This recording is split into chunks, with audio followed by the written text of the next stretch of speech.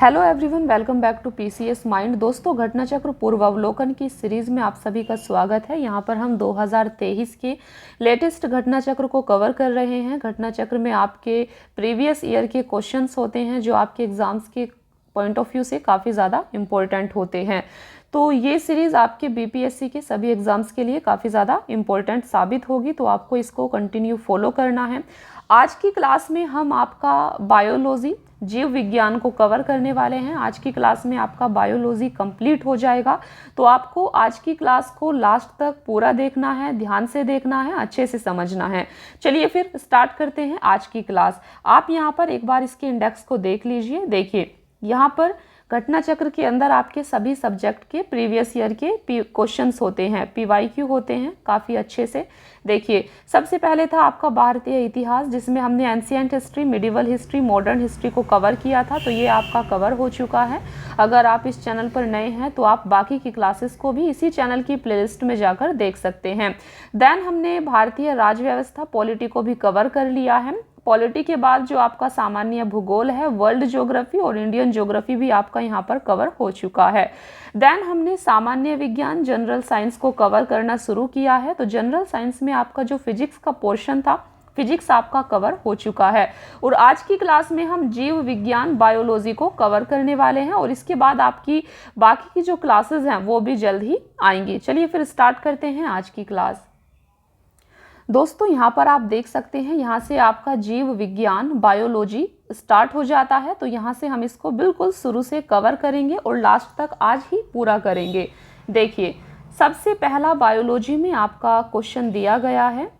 एक मिनट, देखिए, पुस्तक दी ओरिजिन ऑफ स्पीसीज किसने लिखी है? तो आपको इस पुस्तक के बारे में बताना है, इसके राइटर कौन है। दी ओरिजिन ऑफ स्पीसीज, इसका सही आंसर है आपका डी, डार्विन। तो आपको डार्विन की इस बुक को अच्छे से याद कर लेना है। The origin of species Darwin की बुक है। देखिए, दी ओरिजिन ऑफ स्पीसीज पुस्तक डार्विन द्वारा लिखी गई है। चार्ल्स डार्विन इंग्लैंड के जैव विकासविद थे। इनके द्वारा प्रस्तुत विकासवाद को डार्विनवाद या प्राकृतिक वरणवाद, थ्योरी ऑफ नेचुरल सिलेक्शन कहते हैं। तो फ्रेंड्स, आपको यहाँ पर इस चीज को भी ध्यान रखना है।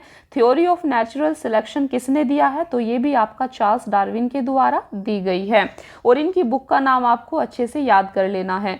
दूसरा क्वेश्चन है आपका, मानव तंत्र में इंसुलिन किसका चयापचय, मेटाबॉलिज्म नियंत्रित करता है? तो सही आंसर है बी, कार्बोहाइड्रेट। आपको याद रखना है, मानव तंत्र में इंसुलिन नामक हार्मोन कार्बोहाइड्रेट के चयापचय, मेटाबॉलिज्म को नियंत्रित करता है। देखिए, यहाँ पर आप देख सकते हैं, इंसुलिन अग्नाशय से अंतःस्रावी होता है। यह हार्मोन एक प्रोटीन है जो ग्लूकोज समस्थापन के नियमन में मुख्य भूमिका निभाता है। इंसुलिन लक्ष्य कोशिकाओं में ग्लूकोज से ग्लाइकोजन बनने की प्रक्रिया को भी प्रेरित करता है। ग्लूकोज कार्बोहाइड्रेट का एक स्वरूप है। तो आपको यहाँ पर याद रखना है, सबसे पहले इंसुलिन नामक हार्मोन कहाँ से स्रावित होता है? तो ये अग्नाशय नामक ग्रंथि से स्रावित होता है, अग्नाशय से निकलता है। सबसे पहले आपको इसको याद रखना है। देन आपको याद रखना है, इंसुलिन नामक हार्मोन एक प्रोटीन होता है। देन ये ग्लूकोज कार्बोहाइड्रेट का एक स्वरूप है। कौन? इंसुलिन। तीसरा क्वेश्चन है आपका, निम्न में से एंटीबायोटिक है? तो इसका सही आंसर है आपका ई। देखिए, उपयुक्त विकल्पों में पेनिसिलिन तथा सल्फाडाइजीन एंटीबायोटिक हैं। एंटीबायोटिक क्या होता है? तो देखिए, एंटीबायोटिक का उपयोग बैक्टीरिया जनित रोगों के उपचार के लिए किया जाता है, इसीलिए यहाँ पर उपयुक्त में से एक से अधिक आंसर आपके सही होंगे। तो आप यहाँ पर देख सकते हैं, आपसे पूछा गया था निम्न में से एंटीबायोटिक है, इसका सही आंसर आपका पेनिसिलिन भी होगा और सल्फाडाइजीन भी होगा, क्योंकि पेनिसिलिन और सल्फाडाइजीन ये दोनों ही आपके एंटीबायोटिक हैं जो बैक्टीरिया जनित रोगों के उपचार के लिए यूज किए जाते हैं। फोर्थ क्वेश्चन है आपका, निम्न में से कौन सा मुख्यतः कार्बोहाइड्रेट है? तो आपको यहाँ पर कार्बोहाइड्रेट की पहचान करनी थी, जिसका सही आंसर है सी। आप सभी को पता होगा कि चावल एक प्रकार का कार्बोहाइड्रेट होता है। देखिए, उपयुक्त विकल्पों में चावल कार्बोहाइड्रेट का मुख्य स्रोत है। तो चावल कार्बोहाइड्रेट का मुख्य स्रोत होता है।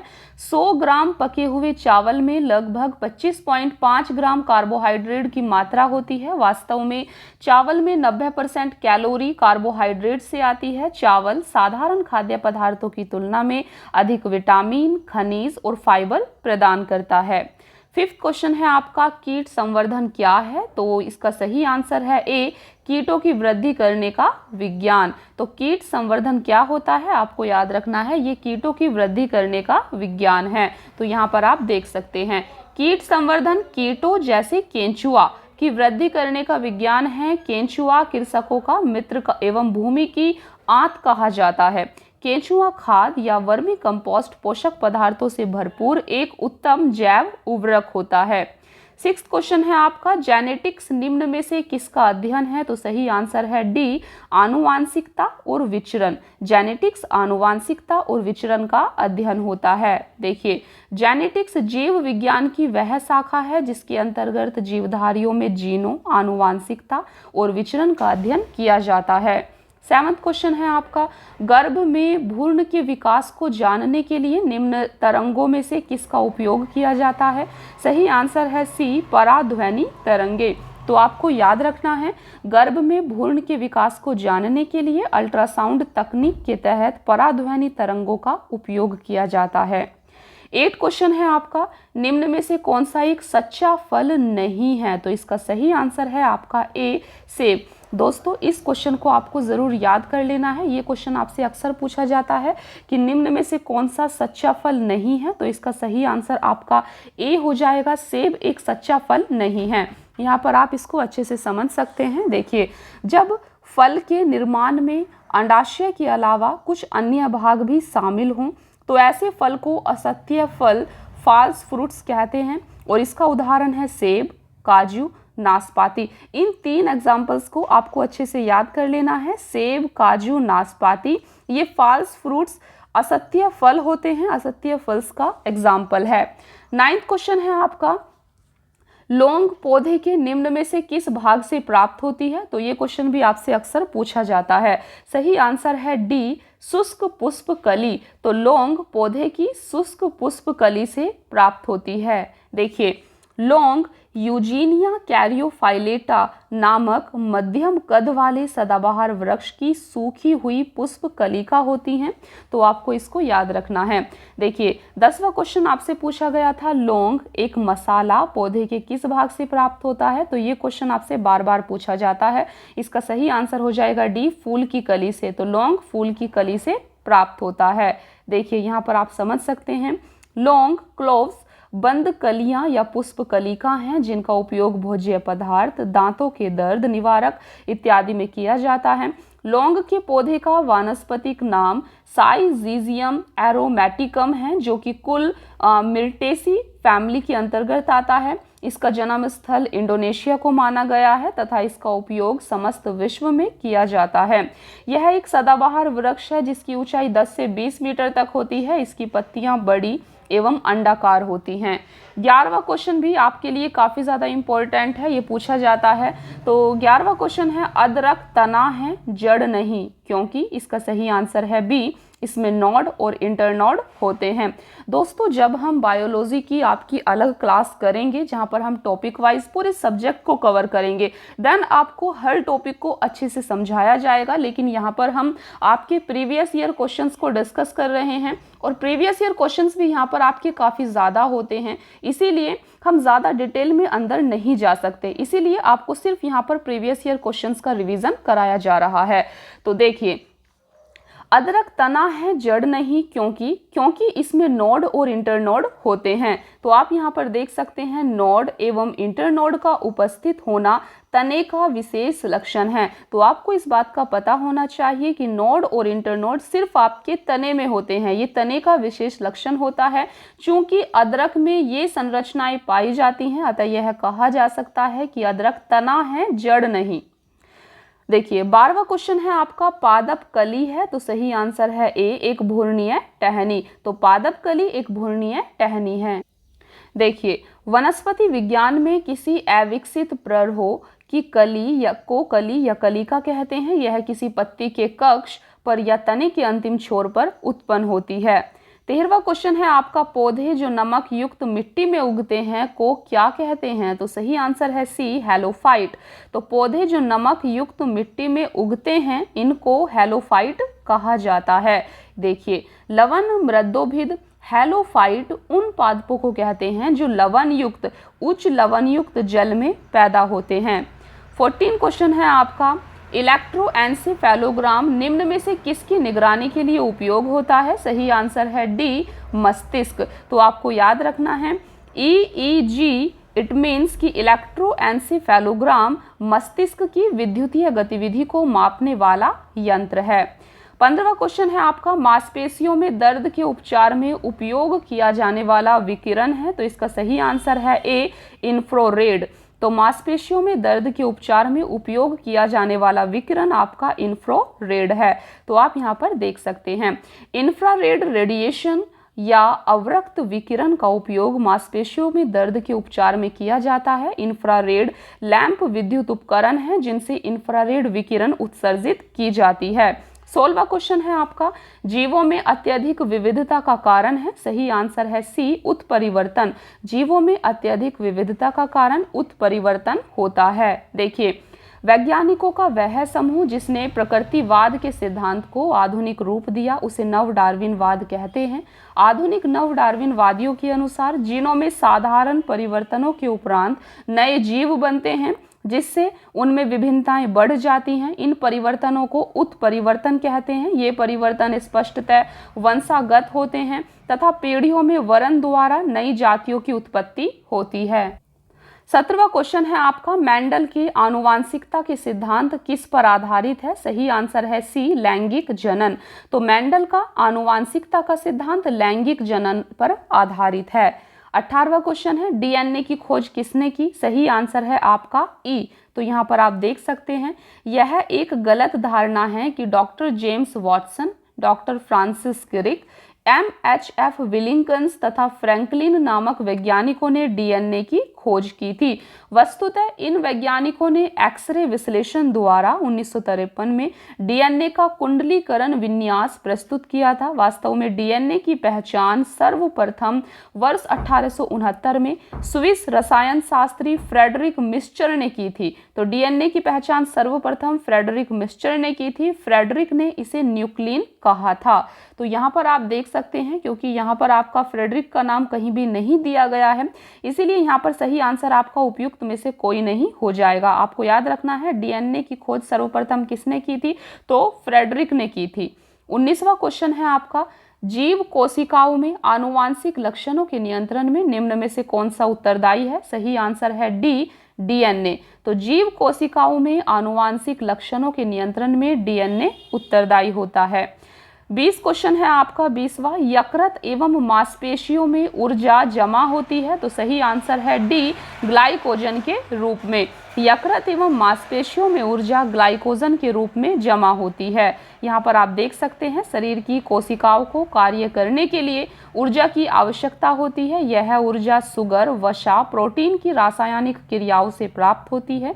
सुगर शरीर में ग्लूकोज में परिवर्तित हो जाती है जो एक सरल शर्करा है। यह अवशोषित होकर रक्त से विभिन्न अंगों ऊतकों में पहुंच जाती है। यकृत मांसपेशियों में मुख्यतः ग्लूकोज या ऊर्जा ग्लाइकोजन के रूप में जमा होती है। 21 क्वेश्चन है आपका, मानव शरीर में होता है। सही आंसर है ए, लगभग 70% पानी। तो हमारे शरीर का अधिकतम भाग जल से बना है। मानव शरीर में जल की मात्रा लगभग 2/3 लगभग 70% तक पाई जाती है। 22वां क्वेश्चन है आपके सामने, विटामिन जो रक्त के थक्के बनाने में प्रभावी होता है। सही आंसर है डी, विटामिन के। तो विटामिन जो रक्त का थक्का बनाने में प्रभावी होता है वह है आपका विटामिन के। विटामिन के की कमी से शरीर में खून का थक्का धीरे बनने की बीमारी हो जाती है। इस विटामिन को रुधिर स्राव रोधी पदार्थ कहते हैं। इसकी कमी वाले व्यक्तियों को ऑपरेशन आसानी से नहीं किया जा सकता क्योंकि उनके शरीर में रक्त का थक्का ही नहीं बनेगा, क्योंकि अधिक रुधिर बह जाने का डर भी बना रहता है। 23 क्वेश्चन है, निम्न में से कौन सा विटामिन प्रति स्कंदक विषों के प्रति विष प्रतिकारक के रूप में प्रयोग किया जाता है? सही आंसर है डी, विटामिन के। तो यहाँ पर आप देख सकते हैं प्रति स्कंदक विषों के प्रति विष प्रतिकारक एंटीडोट के रूप में विटामिन के का प्रयोग किया जाता है। इस विटामिन को रुधिर स्राव रोधी पदार्थ कहते हैं। इसकी कमी वाले व्यक्तियों का ऑपरेशन आसानी से नहीं किया जा सकता है क्योंकि अधिक रुधिर बह जाने का डर बना रहता है। 24 क्वेश्चन है आपका, निम्न में से किस विटामिन को अर्गो कैल्सिफेरोल कहते हैं? सही आंसर है ए, विटामिन D2।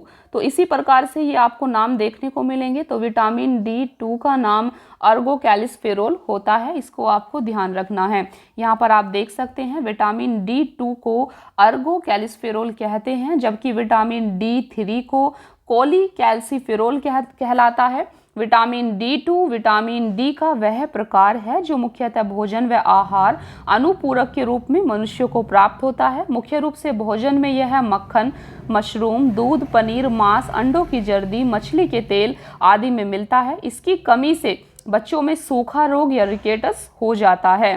25 क्वेश्चन है, मानव शरीर में विटामिन ए भंडारित होता है? सही आंसर है ए, यकृत में। तो मानव शरीर में विटामिन ए यकृत में भंडारित होता है। तो यहाँ पर आप देख सकते हैं मानव शरीर में यकृत में विटामिन ए काफ़ी मात्रा में संचित रहता है। विटामिन ए का रासायनिक नाम रेटिनॉल है, इसको आपको ज़रूर याद रखना है। विटामिन ए का रासायनिक नाम रेटिनॉल होता है, जिसकी कमी से शरीर में रतौंधी हो जाता है। विटामिन ए की कमी से कौन सा रोग हो जाता है? रतौंधी। इस विटामिन को संक्रमण रोधी विटामिन भी कहते हैं, जिसका प्रमुख स्रोत दूध, मक्खन, अंडा, मछली का तेल, गाजर इत्यादि है। 26 क्वेश्चन है, निम्न में से कौन सा युग्म सही सुमेलित नहीं है? तो इसका सही आंसर है बी, टोकोफेरोल बेरीबेरी। तो ये आपका सही सुमेलित नहीं है, जबकि बाकी सब सही सुमेलित हैं। तो देखिए रेटिनॉल, जीरोफिथैल्मिया, साइनोकोबालामीन, रक्त अल्पत्ता, अर्गो कैल्सिफेरोल, रिकेटस। तो यहाँ पर आप देख सकते हैं, देखिए रेटिनॉल का मतलब होता है अर्थात विटामिन ए। विटामिन ए को ही आपका रेटिनॉल कहा जाता है। तो आपको बताना था विटामिन ए की कमी से कौन सा रोग होता है। तो आपसे विटामिन ए ना पूछकर यहाँ पर रेटिनॉल पूछा गया था, ताकि आपको और ज़्यादा कंफ्यूज किया जा सके। इसीलिए आपको इन दोनों नामों को याद रखना ज़रूरी है। तो देखिए रेटिनॉल अर्थात विटामिन ए की कमी से जीरोफिथैल्मिया रोग हो जाता है। तो जीरोफिथैल्मिया रोग कौन से विटामिन की कमी से होता है? विटामिन ए की कमी से। इसके बाद है आपका साइनोकोबालामीन। तो साइनोकोबालामीन विटामिन B12 को कहते हैं, और विटामिन B12 की कमी से रक्त अल्पत्ता तथा विटामिन डी कोल्सी कैल्सिफेरोल को कहा जाता है। डी देखिए कोली कैल्सिफेरोल D3 ये विटामिन डी को कहा जाता है, और इसका नाम है आपका अर्गो कैल्सिफेरोल। इसकी कमी से बच्चों में रिकेटस नामक रोग हो जाता है। बेरीबेरी विटामिन B1 अर्थात थाइमिन की कमी से होता है, न कि टोकोफेरोल की कमी से। टोकोफेरोल विटामिन ई को कहा जाता है, जबकि विटामिन B1 को थाइमिन कहा जाता है। तो इनको आपको अच्छे से इस टेबल को ज़रूर याद कर लेना है। यहाँ पर जितना भी आपको इन्फॉर्मेशन दिया गया है, यहाँ से क्वेश्चंस आपको एग्जाम में देखने को मिल जाएगा। 27 क्वेश्चन है, निम्न में से किस युग में सही सुमेल नहीं है? तो इसका सही आंसर है आपका ई।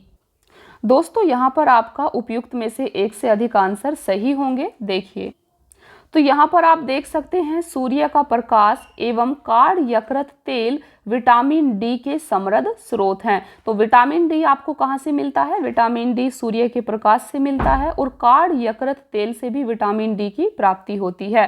देन है आपका गेहूं अंकुर तेल विटामिन ई का प्रमुख स्रोत है। तो विटामिन ई आपको गेहूं अंकुर तेल से मिलता है, जबकि अल्फा से विटामिन के प्रचुर मात्रा में मिलता है। तो विटामिन के की प्राप्ति अल्फा से होती है। यद्यपि संतरा विटामिन सी का प्रमुख स्रोत है, तथापि इसमें विटामिन B1 भी बहुत कम मात्रा में प्राप्त होता है। अतः विकल्प आपका उपयुक्त में से एक से अधिक यहाँ पर आंसर सही हो जाएंगे। 28वां क्वेश्चन है, जिस विटामिन में कोबाल्ट होता है वह है? सही आंसर है डी, B12। इसको आपको अच्छे से याद कर लेना है। तो विटामिन B12 में आपका कोबाल्ट पाया जाता है। देखिए कोबाल्ट एक खनिज लवण है जो कि विटामिन B12 में, विटामिन B12 को साइनोकोबालामीन कहा जाता है, ये भी आपको याद रखना है। तो कोबाल्ट एक खनिज लवण है जो कि विटामिन B12 साइनोकोबालामीन का महत्वपूर्ण घटक है। विटामिन B12 वृद्धि ग्रोथ के लिए आवश्यक होता है तथा इसकी कमी से तंत्रिका तंत्र की कार्य की भी गड़बड़ हो जाती है। विटामिन B12 के महत्वपूर्ण स्रोत मांस, मछली, यकृत, दूध, पनीर इत्यादि हैं। आंत के जीवाणु, बैक्टीरिया भी इसका संश्लेषण करते हैं। 29 क्वेश्चन है, एक स्वस्थ वयस्क मनुष्य में रक्त की कुल परिमाप होता है। सही आंसर है ए 5 से 6 लीटर। तो एक स्वस्थ वयस्क मनुष्य में 5 से 6 लीटर रक्त पाया जाता है। देखिए, रक्त ब्लड एक तरल संयोजी ऊतक है। यह रक्त वाहिनियों के अंदर विभिन्न अंगों में नियमित रूप से गतिशील रहता है। मनुष्य के शरीर में रक्त की मात्रा शरीर के भार का लगभग 7 से 8% होती है।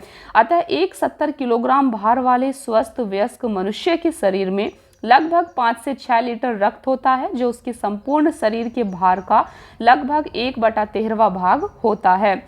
देखिए, 30वां क्वेश्चन है आपका, आधान ट्रांसफ्यूजन में रक्त न केवल रक्त के प्रकार में बल्कि में भी संगत होना चाहिए। तो सही आंसर है ए RH कारक। तो आधान ट्रांसफ्यूजन का मतलब है जब आप एक व्यक्ति दूसरे व्यक्ति को अपना रक्त देता है तो वहां पर किन चीजों का होना, किन चीजों का मैच होना जरूरी होता है। तो यहाँ पर आप देख सकते हैं, ट्रांसफ्यूजन में रक्त न केवल रक्त के प्रकार में, तो रक्त का प्रकार सेम होना चाहिए और इसके अलावा जो आपका RH फैक्टर होता है इसमें भी ये संगत होना जरूरी है। देखिए, रक्त आधान ब्लड ट्रांसफ्यूजन में रक्त के प्रकार के साथ RH कारक भी संगत होना चाहिए, इट मीन सेम होना चाहिए। RH कारक की खोज लैंड स्टीनर और वीनर ने रीसस बंदर के रक्त में की थी। ये आपका काफी इंपॉर्टेंट है, यहाँ से क्वेश्चन पूछा जा सकता है। आपसे पूछा जाएगा RH कारक की खोज किसने की थी, तो आपको याद रखना है लैंड स्टीनर और वीनर ने रीसस बंदर पर एक्सपेरिमेंट करके RH फैक्टर की खोज की थी। 31 क्वेश्चन है आपका, इनमें से रक्त दाब का मापक यंत्र कौन सा है। सही आंसर है सी स्फिग्मोमैनोमीटर। तो रक्त दाब का मापक यंत्र स्फिग्मोमैनोमीटर होता है। देखिए, मनुष्य का औसत रक्तचाप 120/80 होता है। धमनियों में रक्त दाब की 2 अवस्थाएं होती हैं, पहले को प्रकुंचन दाब तथा दूसरे को प्रसारण दाब कहते हैं। सामान्य तौर पर प्रकुंचन दाब 120 मिलीलीटर देखिए, सामान्य तौर पर प्रकुंचन दाब 120 मिली Hg तथा प्रसारण दाब 80 मिली Hg होता है। रक्तचाप को डॉक्टर स्फिग्मोमैनोमीटर यंत्र द्वारा मापते हैं। तो आपको रक्तचाप मापने के यंत्र का नाम याद रखना है, ये होता है आपका स्फिग्मोमैनोमीटर।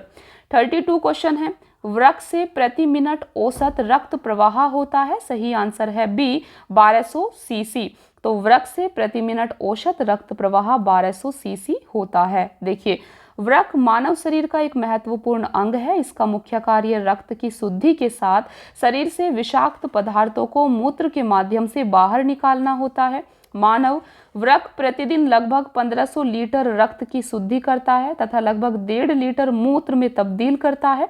वृक्क से प्रति मिनट 1200 सीसी रक्त प्रवाहित होता है। 33 क्वेश्चन है, इंसुलिन है तो आपको बताना है इंसुलिन क्या होता है। इंसुलिन वसा है, विटामिन है, कार्बोहाइड्रेट है या प्रोटीन है। तो इंसुलिन आपका एक प्रकार का प्रोटीन होता है, इसको आपको याद रखना है। देखिए, इंसुलिन पैंक्रियाज अर्थात अग्नाशय के अंतःस्रावी भाग लैंगरहैंस की द्वीपिकाओं की बीटा कोशिकाओं से स्रावित होने वाला एक जंतु हार्मोन है। तो क्या है, ये हार्मोन होता है।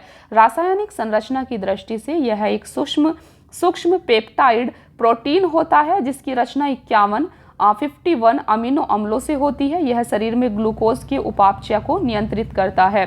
34 क्वेश्चन है, निम्न में से कौन सा हार्मोन है। सही आंसर है सी इंसुलिन। तो इंसुलिन आपका एक प्रकार का हार्मोन होता है। 35 क्वेश्चन है, महिला सेक्स हार्मोन है। तो इसका सही आंसर है आपका ए एस्ट्रोजन। आपको याद रखना है एस्ट्रोजन महिला सेक्स हार्मोन होता है। देखिए, एस्ट्रोजन एक हार्मोन है जिसका उत्पादन स्त्रियों में अंडाशय की ग्राफियन पुटिकाओं की थीका इंटरना की कोशिकाओं द्वारा यौन आरंभ से लेकर रजोनिवृत्ति की आयु लगभग 45 से 52 वर्ष तक होता है।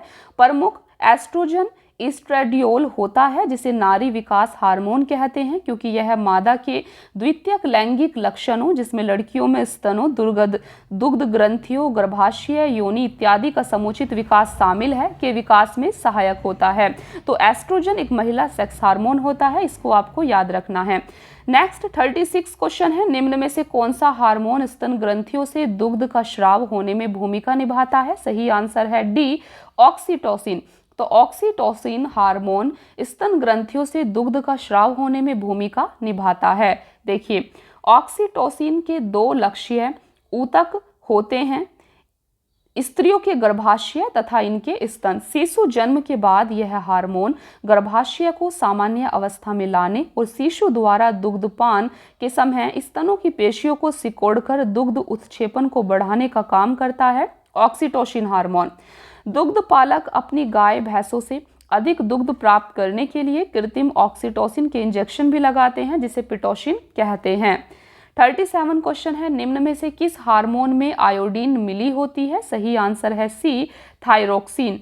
तो थायरोक्सिन नामक हार्मोन में आयोडीन मिली होती है। देखिए, थायरोक्सिन हार्मोन में आयोडीन मिली होती है। थायरोक्सिन का स्राव थायराइड ग्रंथि द्वारा होता है। थायराइड ग्रंथि से थायरोक्सिन हार्मोन स्रावित करने के लिए उत्तेजित करने वाला अंतःस्रावी हार्मोन TSH या थायरोट्रोपिन है, जिसका स्रावन अग्र पिट्यूटरी की थायरोट्रोफ कोशिकाएं करती हैं। शरीर में आयोडीन की कमी से घेंगा रोग हो जाता है।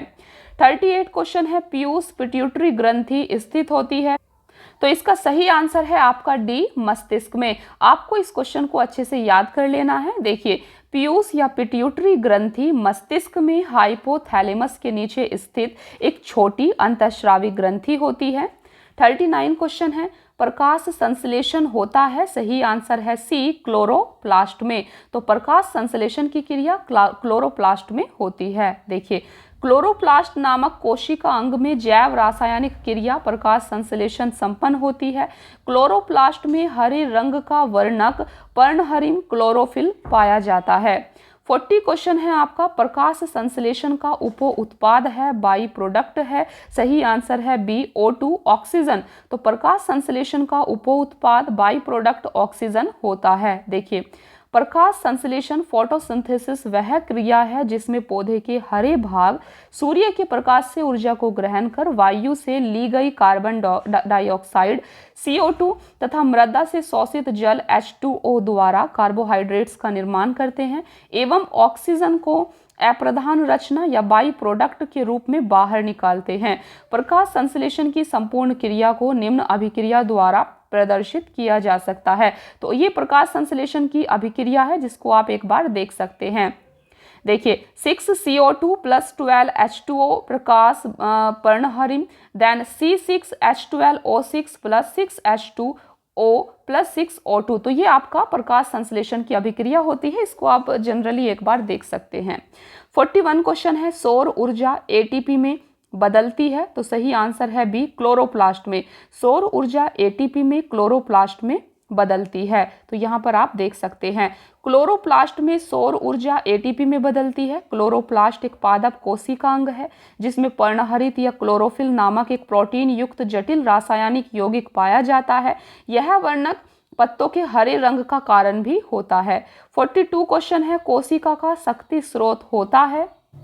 तो दोस्तों, इसका सही आंसर है माइटोकॉन्ड्रिया। माइटोकॉन्ड्रिया को कोशिका का पावर हाउस कहा जाता है। 43 क्वेश्चन है, भ्रूण किस में मिलता है? सही आंसर है सी, बीज में।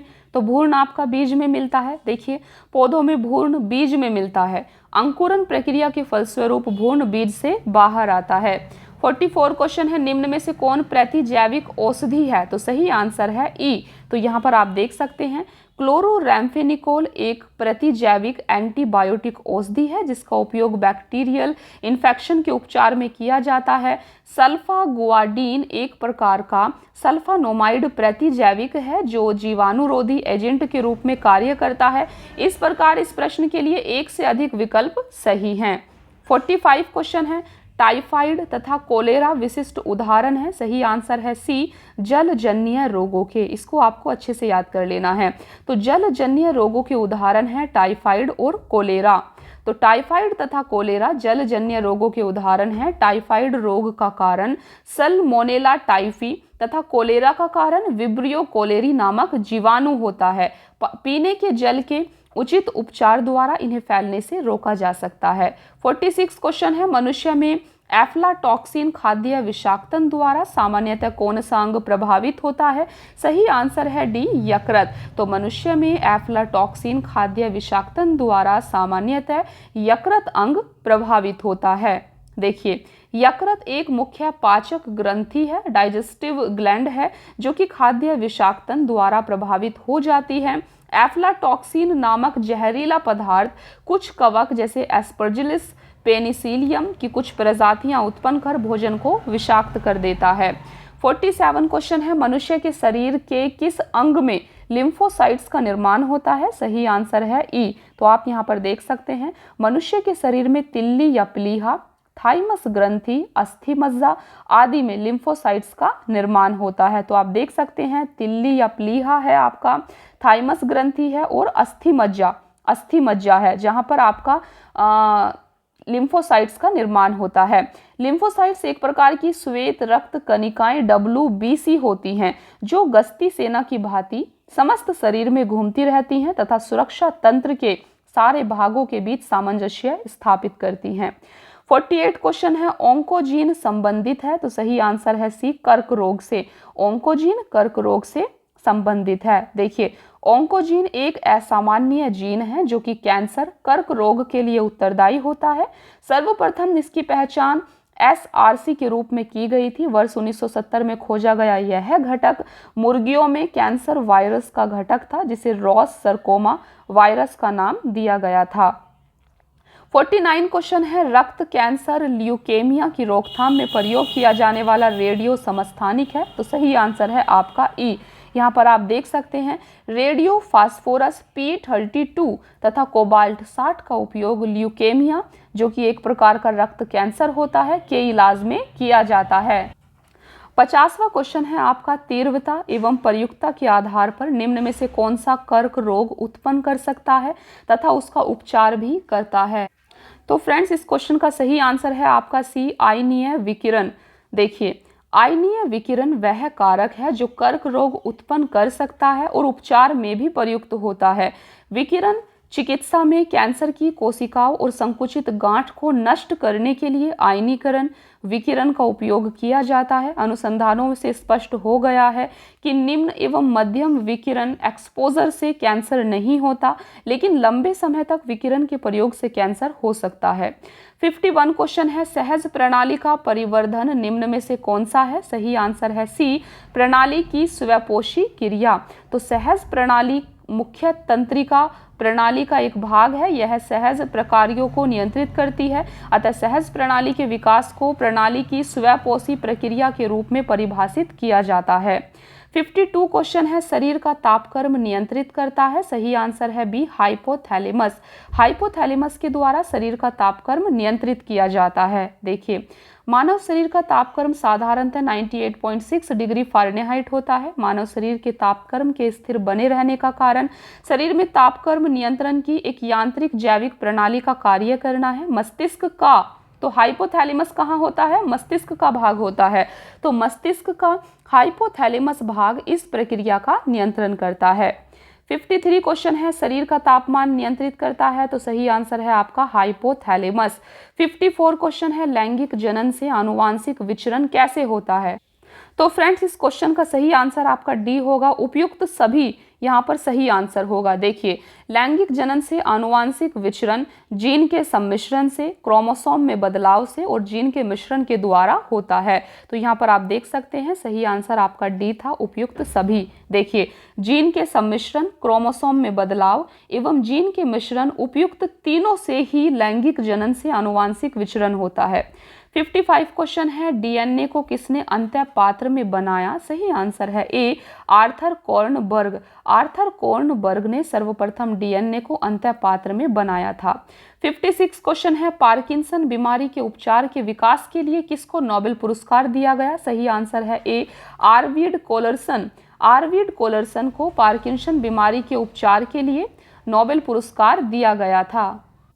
देखिए, पार्किंसन बीमारी के उपचार के विकास के लिए स्वीडिश न्यूरोसाइंटिस्ट आर्विड कोलरसन को वर्ष 2000 के फिजियोलॉजी और मेडिसिन में नोबेल पुरस्कार से सम्मानित किया गया। उन्होंने खोजा कि डोपामाइन मस्तिष्क में एक महत्वपूर्ण न्यूरोट्रांसमीटर है और पार्किंसन रोग के दौरान मस्तिष्क के बेसल गैंग्लिया में डोपामाइन उत्पन्न करने वाले तंत्रिका कोशिकाओं का क्षय होने लगता है, जो शरीर में कपकपी, अकड़न तथा गति अक्षमता का कारण बनता है। उनके शोध से यह ज्ञात हुआ कि पार्किंसन रोग मस्तिष्क के कुछ भाग में डोपामाइन की कमी के कारण होता है और इसके लिए एक कारगर औषधि ला डोपा विकसित किया जा सकता है।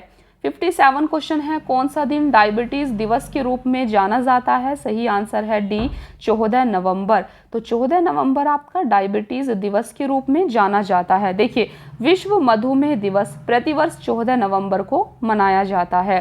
58 क्वेश्चन है, सबसे छोटा जीव जो स्वयं विकास एवं प्रजनन करने में समर्थ है? सही आंसर है सी, माइकोप्लाज्मा। तो माइकोप्लाज्मा सबसे छोटा जीव है जो स्वयं विकास और प्रजनन करने में समर्थ होता है। देखिए, माइकोप्लाज्मा सबसे छोटा जीव है जो स्वयं विकास एवं प्रजनन करने में समर्थ होता है। 59 क्वेश्चन है, निम्न में से किसकी कोशिका में कोई एंजाइम नहीं होता है? सही आंसर है बी, विषाणु या वायरस की कोशिका में कोई एंजाइम नहीं होता है। देखिए, विषाणु शब्द की उत्पत्ति लैटिन शब्द वायरस से हुई है, जिसका शाब्दिक अर्थ विष अणु है। ये अकोशिकीय अति सूक्ष्म जीव हैं जो केवल जीवित कोशिका में ही वंश वृद्धि कर सकते हैं। रासायनिक दृष्टि से ये प्रोटीन आवरण से घिरे न्यूक्लिक अम्ल, न्यूक्लिक एसिड के खंड हैं। विषाणु पोषद कोशिकाओं के बाहर न तो कोई जैव क्रिया कर सकते हैं और न ही इनका द्विगुणन हो सकता है। 60वां क्वेश्चन है आपका, बिल तथा मेलिंडा गेट्स फाउंडेशन द्वारा स्थापित भारत के लिए कार्यक्रम अवहन किसके प्रतिरोध के लिए कार्यरत है? तो सही आंसर है सी, HIV एड्स। तो यह कार्यक्रम आपका एड्स बीमारी के लिए प्रचलित है। तो यहाँ पर आप देख सकते हैं, भारत में HIV या एड्स की रोकथाम हेतु बिल एवं मेलिंडा गेट्स फाउंडेशन द्वारा प्रायोजित फैल आवाहन की शुरुआत वर्ष 2003 में हुई थी। 61 क्वेश्चन है, सर्वप्रथम मानव हृदय प्रत्यारोपण हुआ था? सही आंसर है सी, दक्षिण अफ्रीका में। तो सर्वप्रथम मानव हृदय प्रत्यारोपण दक्षिण अफ्रीका में किया गया था। डॉक्टर क्रिश्चियन बर्नार्ड दक्षिण अफ्रीका के एक प्रसिद्ध सर्जन थे जिन्होंने सर्वप्रथम मानव हृदय का पहला सफलतापूर्वक ट्रांसप्लांटेशन किया था। 62 क्वेश्चन है, जीवाणु की खोज किसने की है? तो सही आंसर है डी, ल्यूवेनहुक ने। जीवाणु की खोज ल्यूवेनहुक के द्वारा की गई है। एंटोनी वैन ल्यूवेनहुक को सूक्ष्म जीव विज्ञान के जनक के रूप में जाना जाता है। इन्होंने 1676 ईस्वी में अपने ही बनाए एकल लेंस सूक्ष्मदर्शी यंत्र से जीवाणुओं की पहचान की थी। देखिए, नेक्स्ट क्वेश्चन है आपका, बायोडिग्रेडेबल अपशिष्ट को आमतौर पर जिसकी मदद से उपयोगी पदार्थ में बदला जा सकता है वह है? तो सही आंसर है ए, बैक्टीरिया। तो फ्रेंड्स, बैक्टीरिया की मदद से बायोडिग्रेडेबल अपशिष्ट को आमतौर पर उपयोगी पदार्थ में बदला जा सकता है। 64 क्वेश्चन है आपका, कणीय तत्व क्या है? तो इसका सही आंसर है बी, वायु प्रदूषक। कणीय तत्व पार्टिकुलेट मैटर को कणीय प्रदूषक भी कहा जाता है, जो कि वायु में उपस्थित अत्यंत सूक्ष्म कणों व तरल की सूक्ष्म बूंदों का एक जटिल मिश्रण होता है। यह वायु की गुणवत्ता को प्रभावित करने वाले कारकों में एक प्रमुख कारक है। 65 क्वेश्चन है, संवहनी वैस्कुलर पौधों में पानी ऊपर किस से जाता है? सही आंसर है डी, जाइलम टिश्यू। तो जाइलम टिश्यू से पौधों में पानी ऊपर जाता है। देखिए, जड़ों द्वारा अवशोषित किया गया जल और खनिज पोषक तत्व पूरे पौधे में जाइलम नामक संवहन ऊतक द्वारा ले जाया जाता है। 66 क्वेश्चन है, सेल्सियस स्केल पर मानव शरीर का सामान्य तापमान होगा? सही आंसर है सी, 36.9 डिग्री सेंटीग्रेड। तो सेल्सियस स्केल पर मानव शरीर का सामान्य तापमान 36.9 डिग्री सेंटीग्रेड होता है, जबकि फ़ारेनहाइट में उसका मान 98.4 डिग्री फ़ारेनहाइट होता है। 67 क्वेश्चन है, सर्वदाता वर्ग के रक्तदाता का रक्त ग्रुप होता है। सही आंसर है सी, ओ। तो ओ आपका सर्वदाता वर्ग के रक्तदाता का रक्त ग्रुप है। देखिए, ओ वर्गधारी व्यक्ति सभी वर्गों को रक्तदान कर सकता है, इसलिए इसे सर्वदाता कहते हैं। तो सर्वदाता ब्लड ग्रुप कौन सा होता है? आपका ओ।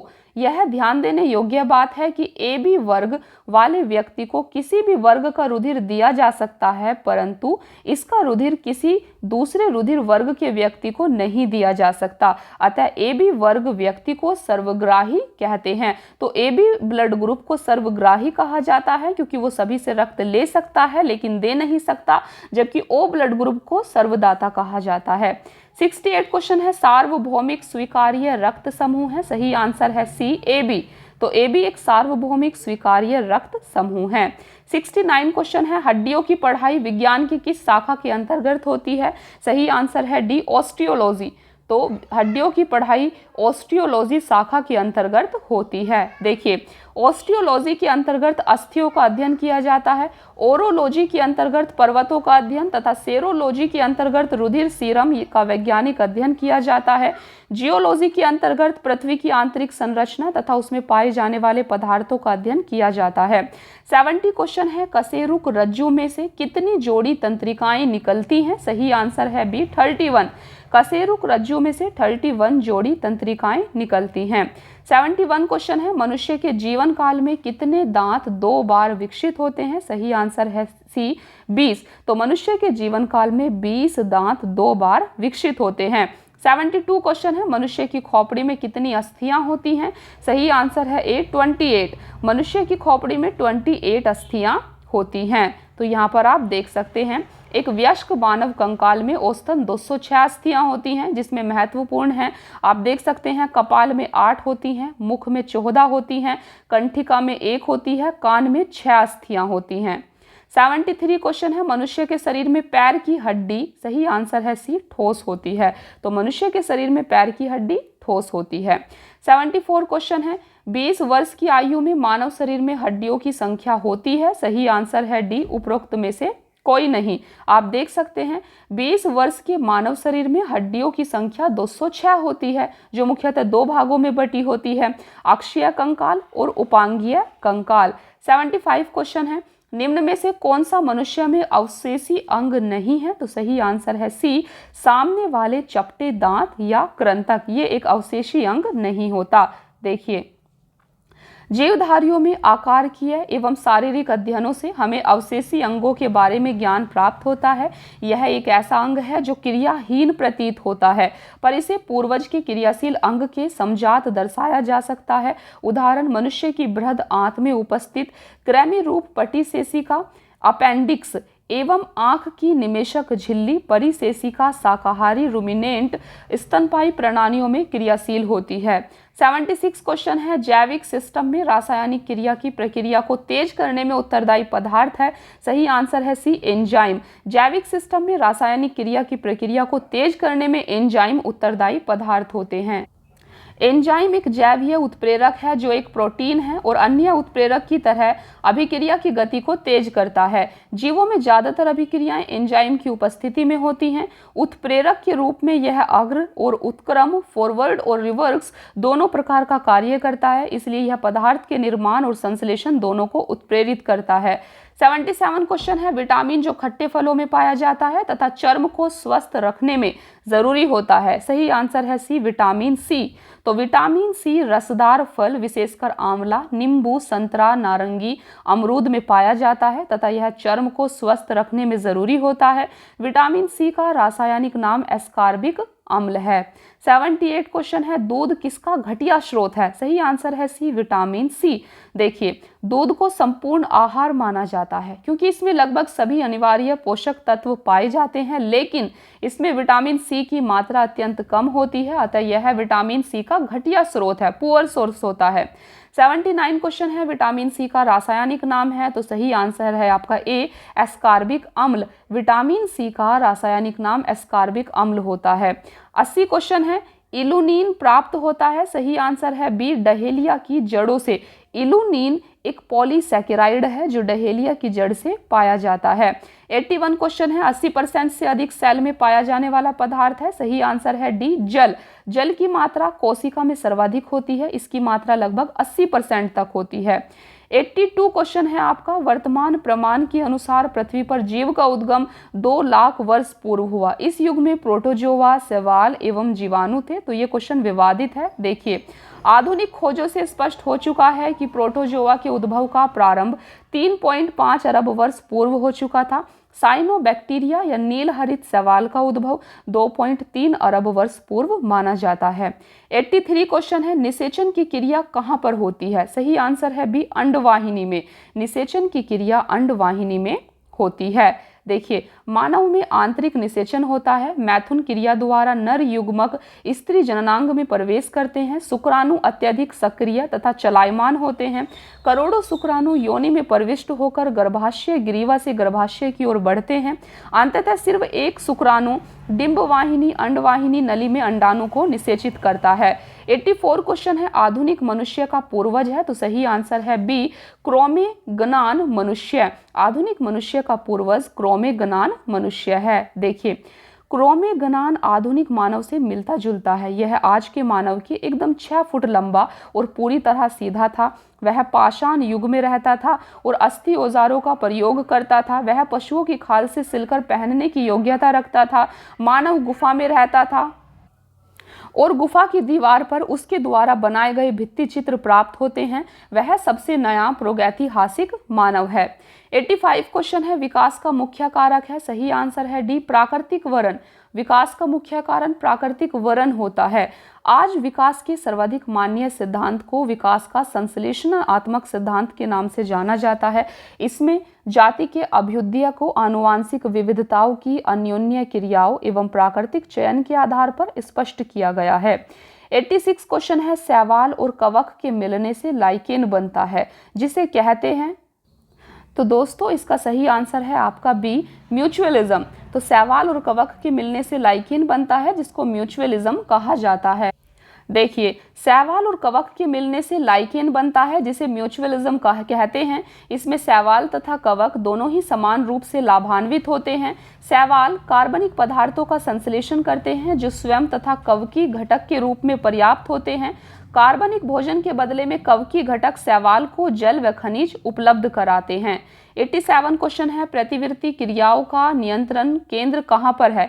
सही आंसर है सी, स्पाइनल कॉर्ड, कशेरुक रज्जु में। प्रतिवर्ती क्रियाओं का नियंत्रण केंद्र कशेरुक रज्जु स्पाइनल कॉर्ड में होता है। देखिए, प्रतिवर्ती क्रियाओं का नियंत्रण कशेरुक रज्जु में होता है। मेरु रज्जु एक बेलनाकार संरचना है। यह मेडुला ओब्लंगाटा से आरंभ होकर कशेरुक दंड से घिरा हुआ नीचे की ओर विस्तारित होता है।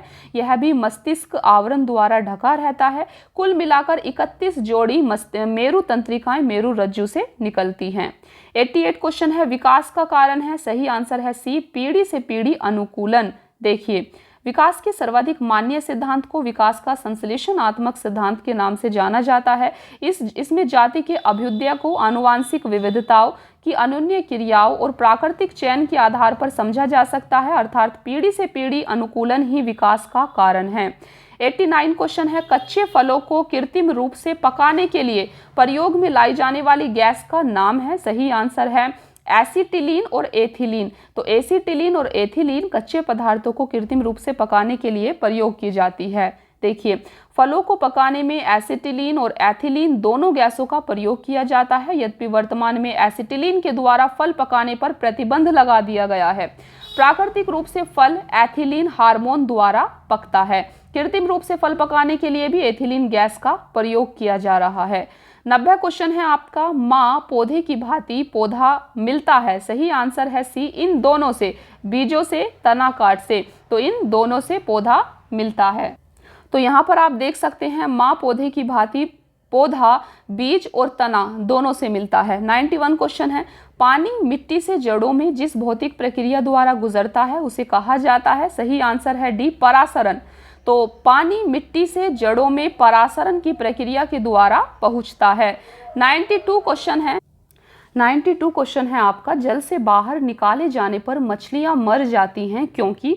सही आंसर है सी, वे श्वास नहीं ले पाती हैं। देखिए, हवा में लगभग 21% ऑक्सीजन है तथा पानी में भार की तुलना में लगभग 0.5 से 0.9% ऑक्सीजन है, तापमान पर निर्भर करते हुए। किंतु अधिकतर मछलियां यदि पानी से बाहर निकाल दी जाएं तो ऑक्सीजन की कमी से होने वाली घुटन के कारण मर जाती हैं।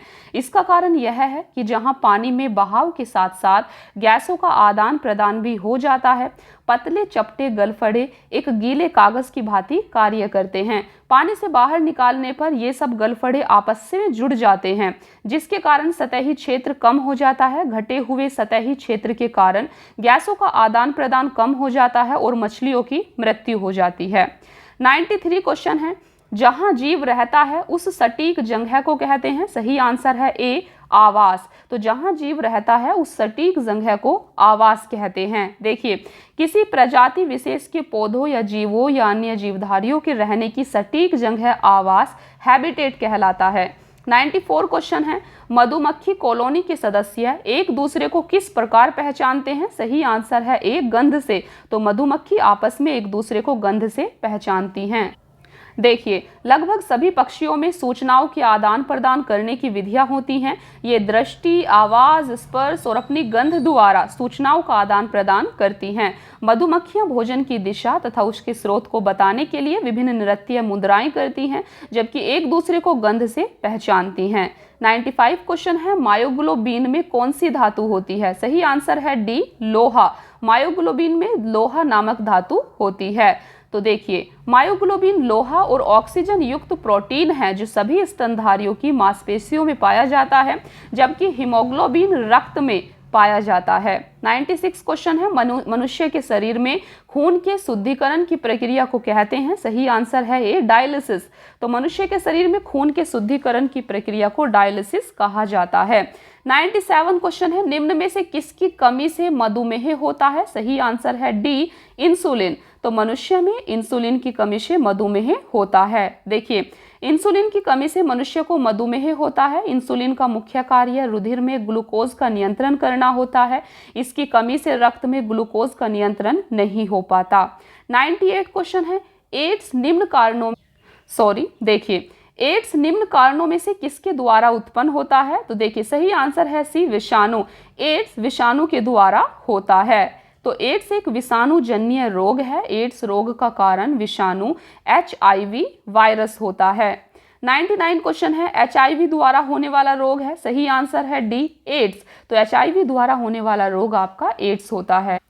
देखिए, यहाँ पर आप देख सकते हैं, आपको यहाँ पर HIV की फुल फॉर्म भी याद रखनी है। ह्यूमन इम्यूनोडेफिशिएंसी वायरस द्वारा होने वाला रोग एड्स होता है। और एड्स की फुल फॉर्म क्या होती है। एड्स की फुल फॉर्म होती है acquired immune deficiency syndrome. 100 question है आपके सामने, निमोनिया एक संक्रमण है। सही आंसर है डी, फेफड़ों का।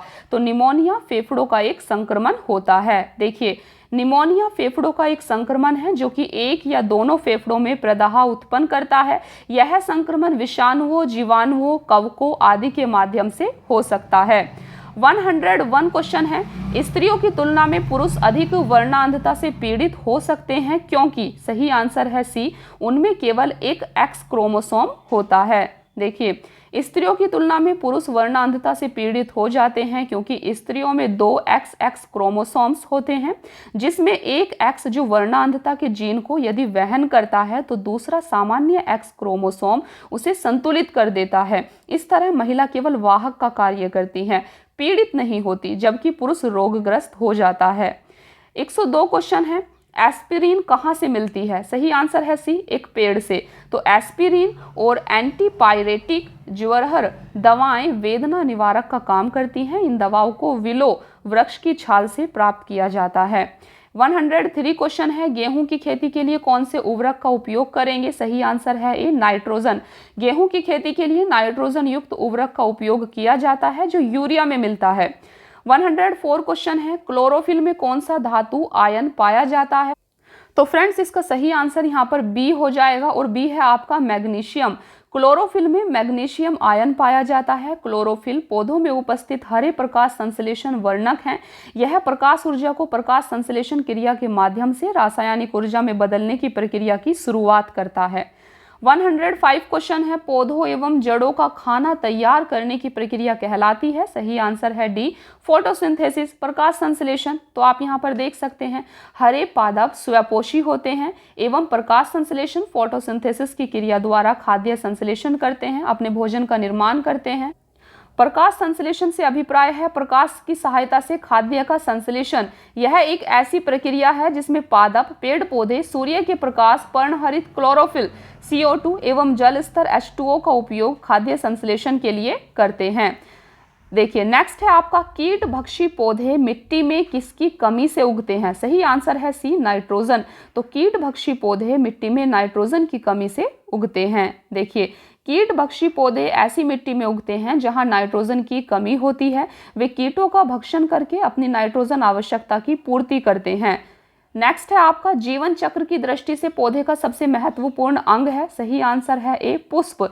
तो पुष्प जीवन चक्र की दृष्टि से पौधे का सबसे महत्वपूर्ण अंग होता है। पुष्प में ही परागन द्वारा भ्रूण का विकास होता है जिससे बीज बनता है, बीज के अंकुरन से पुनः पौधा बनता है।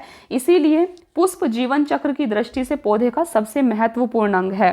नेक्स्ट है आपका, पौधे का तना पौधे के सभी हिस्सों में भोजन वितरित करने में तथा में भी मदद करता है। तो इसका आंसर आपका ई हो जाएगा। चलिए देखते हैं। देखिए पौधे का तना पौधे के सभी हिस्सों में भोजन पोषक तत्वों को जल के साथ वितरित करने तथा भोजन पोषक तत्वों के भंडारण में मदद करता है। यह पौधे की पत्तियों, फूलों, फलों को सहारा देने के साथ पौधे को आकार देने में भी मुख्य भूमिका निभाता है। 109 क्वेश्चन है, सबसे लंबा जीवित वृक्ष है? तो सही आंसर है बी, सिकोवा। सबसे बड़ा वृक्ष रेडवुड सिकोवा या सिकोवा है जिसकी ऊंचाई लगभग 115 मीटर से अधिक होती है। और सबसे छोटा वृक्ष एंजियोस्पर्म वुल्फिया का है। नेक्स्ट है आपका, एस्पिरिन है। तो एस्पिरिन आपका एक एंटीपायरेटिक होता है, ये आपको याद रखना है। नेक्स्ट है आपका, किस वनस्पति खाद्य में अधिकतम प्रोटीन होता है? सही आंसर है सी, सोयाबीन। सोयाबीन में सबसे अधिक प्रोटीन पाया जाता है।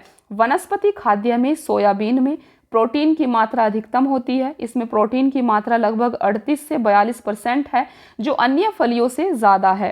नेक्स्ट है आपका, तना काट आमतौर से किसके प्रवर्धन के लिए प्रयोग किया जाता है? तो सही आंसर है बी, गन्ना। गन्ने का कायिक प्रवर्धन डाली, कलम या पेड़ी द्वारा होता है, लेकिन हर मुड़ी फसल के साथ उपज हर बार घटती जाती है और इसलिए हर 3-4 वर्ष बाद ताज़ी डाली कलियों का पुनः रोपण करना पड़ता है। 113 क्वेश्चन है, संसार का सबसे बड़ा पुष्प है? तो सही आंसर है भी, रैफ्लेशिया। संसार का सबसे बड़ा पुष्प रैफ्लेशिया होता है। देखिए संसार का सबसे बड़ा फूल रैफ्लेशिया है। यह इंडोनेशियाई वर्षा वन में डॉक्टर जोसेफ अर्नाल्ड द्वारा 1818 ईस्वी में पहली बार खोजा गया। इस फूल का व्यास 100 सेंटीमीटर तक तथा वजन 10 किलोग्राम तक होता है। 114 क्वेश्चन है, हरगोविंद खुराना को किस आविष्कार के लिए सम्मानित किया गया? सही आंसर है बी, जीन के संश्लेषण के लिए।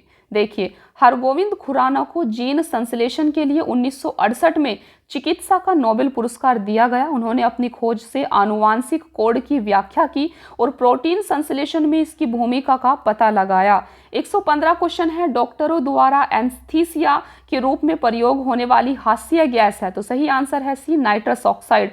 नाइट्रस ऑक्साइड आपकी एक हास्य गैस है, इसको आपको याद रखना है। 116 क्वेश्चन है, आर्कियोपेटेरिक्स है? तो सही आंसर है ए, जुरासिक युग का सर्वपुरातन पक्षी। आर्कियोपेटेरिक्स आपका एक जुरासिक युग का सर्वपुरातन पक्षी है।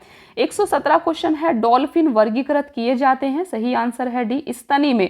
डॉल्फिन स्तनपाई जलीय जंतु हैं। डॉल्फिन की अनेक उपजातियां पाई जाती हैं। इसमें से गंगा डॉल्फिन भारत की राष्ट्रीय जलीय जीव है। 118 क्वेश्चन है, प्रतिवर्ष 5 लाख भारतीय एक रोग से मरते हैं, इसकी पहचान करें? सही आंसर है डी, क्षय रोग। तो भारत में क्षय रोग से वर्ष 2016 से 4.23 लाख लोगों की मृत्यु हुई है। क्षय रोग का कारण जीवाणु है, उसका नाम है माइक्रोबैक्टीरियम ट्यूबरकुलोसिस। क्षय रोग से मनुष्य का फेफड़ा प्रभावित होता है। 119 क्वेश्चन है, रात के समय यह सलाह दी जाती है कि पेड़ के नीचे न सोएं क्योंकि पेड़, इसका सही आंसर हो जाएगा आपका सी, कार्बन डाइऑक्साइड को मुक्त करते हैं। देखिए, रात के समय पेड़ के नीचे न सोने की सलाह दी जाती है क्योंकि पेड़ अपनी श्वसन प्रक्रिया के दौरान कार्बन डाइऑक्साइड को मुक्त करते हैं। 120 क्वेश्चन है, निम्न में सबसे मीठी चीनी है? सही आंसर है ए फ्रुक्टोज। तो फ्रुक्टोज सबसे मीठी चीनी है। देखिए, सबसे मीठी चीनी फ्रुक्टोज होती है। फ्रुक्टोज एक प्राकृतिक मोनोसैकेराइड है जो लगभग सभी फलों, शहद, कुछ सब्जियों में पाया जाता है। फ्रुक्टोज का अणुसूत्र C6H12O6 होता है। यह प्रकृति में पाई जाने वाली सबसे मीठी शर्करा है। 121 क्वेश्चन है, शर्कराओं में सबसे मीठी है? तो सही आंसर है ए फ्रक्टोज। 122 क्वेश्चन है, कड़वाहट के लिए मानव जीव का संवेदनशील क्षेत्र है? सही आंसर है सी पीछे का भाग। तो मानव जीव का अग्र छोर मीठे, पश्च भाग कड़वे, पार्श्व किनारे खट्टे और अग्र छोर एवं किनारे नमकीन स्वादों का अनुभव करते हैं।